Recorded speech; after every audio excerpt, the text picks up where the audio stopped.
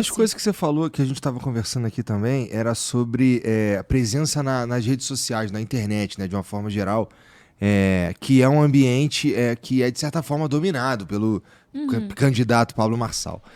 Mas que você estava falando aí que, putz, estamos ali, né? Eu não sei como é que tá exatamente vocês, mas como é que foi sacar... vamos lá, quando é que teve que sacar como é que precisamos aprender a usar isso aqui de maneira eficiente? Por que eu te pergunto isso, Tabata? Porque assim, eu acho que foi, tu me corrija se eu estiver errado, eu acho que parte da tua campanha é aquela ação que derruba as redes do Pablo Marçal, né? Puta, tu só ajudou ele ali, cara. Eu discordo. É mesmo? Então me diz Muito. por que tu discorda. Primeira, por duas razões. Uma técnica e uma que é a que importa. A técnica imagina que você tem um candidato que contrata 10 mil panfleteiros e não declara isso. Imagina que esse candidato é acusado de ser ligado ao crime organizado e a gente tem notícias dizendo que o crime organizado está financiando eleições no Brasil. E com dinheiro vivo. A matéria que eu vi era, tipo, que o PCC colocou 8 bi nas eleições municipais e era 100 milhões de dinheiro vivo. Isso é um fato, tá? Um outro fato é que, aí eu vou falar agora do Pablo Marçal, tem muita notícia, decisão da justiça, etc., de que ele tá remunerando as pessoas com dinheiro vivo para fazerem cortes falando bem dele e mal dos adversários. Qual que é o que eu coloco? Se ele tivesse pagando um panfleteiro com dinheiro vivo, com a acusação de que o dinheiro vivo tá vindo do crime organizado e ele não declarasse, ele teria a candidatura cassada. Por que é diferente se ele faz na rede social? O que foi a decisão da justiça? A gente entrou com uma ação falando, esse maluco tá colocando dinheiro que ele não tá declarando, isso é caixa 2. Isso distorce o jogo da eleição. Eu tenho muito menos dinheiro e meu dinheiro é 100% declarado. Por que ele pode e os outros não podem?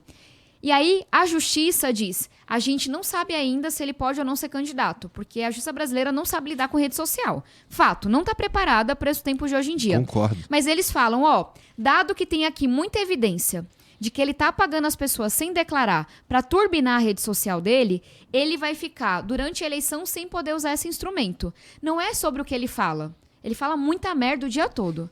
Mas em nenhum momento a decisão fala das merdas que ele fala. Não é sobre o conteúdo. Eu entendo, mas assim... Quer dizer, essa rede foi turbinada com financiamento ilegal. Abra outras redes sociais e faça o seu trabalho honesto. Como o Pablo Marçal não sabe ser honesto, o cara com 18 anos dava golpe em idoso. E foi preso por conta disso. Ele não consegue, por isso que a gente entrou com uma nova ação. Então, não foi uma decisão minha. Eu acho que ele não deveria nem ser candidato. Então, acho que foi brando. Aí muita gente fala, tá, caiu pra cima. Caiu um caralho. A única coisa que subiu foi a rejeição dele. Por minha causa. Eu fui a única que teve coragem de ir pra cima do Marçal. Lá atrás, Nunes e Boulos quietinhos, pianinhos, sossegadinhos. Eu fui a única que foi pra cima pra falar. Esse cara já foi condenado, esse cara já foi preso, esse cara é ligado a muita gente que é do crime organizado. Por que o Nunes e o Boulos não se mexeram? Porque o Boulos perde pra todo mundo no segundo turno. Eu sou a única que ganha de todo mundo no segundo turno. Então o Boulos tinha esperança que se fosse contra o Pablo, ele poderia ganhar, porque do Nunes e de mim ele perde. E por que o Nunes não falou nada? Porque o Nunes tinha esperança que o Pablo Marçal não pudesse ser candidato e fosse apoiar ele. Eu acho que eles estavam gostando do que você estava falando, na verdade. Não estavam, porque para a estratégia eleitoral, o Nunes, ele queria que o Marçal ficasse grandão e apoiasse ele. O Boulos queria que o Pablo Marçal fosse para o segundo turno. Porque é a única chance que o Boulos tem. Então, por uma estratégia eleitoral, eles decidiram não enfrentar um cara que é muito perigoso para São Paulo. E eu, foda-se, não sei se é bom pra mim ou não, mas vou pra cima. O que aconteceu depois dessas semanas? A única coisa que disparou foi a rejeição do Pablo Marçal.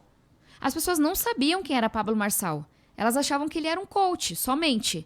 Hoje as pessoas sabem que é um cara condenado, que já foi preso, que entregou os comparsa, que tem processo por homicídio, por lavagem de dinheiro. Como é que tu dá pra ele? Ele é o cara mais rejeitado hoje dessa eleição. Olha, eu pelo que eu vi, as pesquisas que eu vi, esses números aí, de fato, é realmente o mais rejeitado da eleição, mas não é sobre isso não, eu sinto como um cara que tá, assim, tô olhando a internet, o que eu sinto de internet você entende bastante. Então, o que eu sinto é que, putz, parece que tudo isso que você falou e faz sentido, mas a narrativa da censura é muito forte, malandro. E tu deu isso pra ele.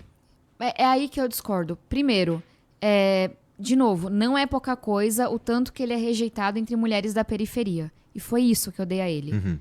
Eu dei ao povo de São Paulo o direito de saber quem é Pablo Marçal. O que as pessoas vão fazer com isso é decisão das pessoas. Mas eu fui a pessoa que, com coragem, colocando a vida em risco, falando de nomes que eu não deveria ter falado, eu fui mostrar quem era Pablo Marçal. E aí tem uma leitura que você entende mais de internet do que eu, Igor, mas eu queria só trocar essa visão de que o Pablo Marçal tem a rede social que ele tem porque ele é talentoso.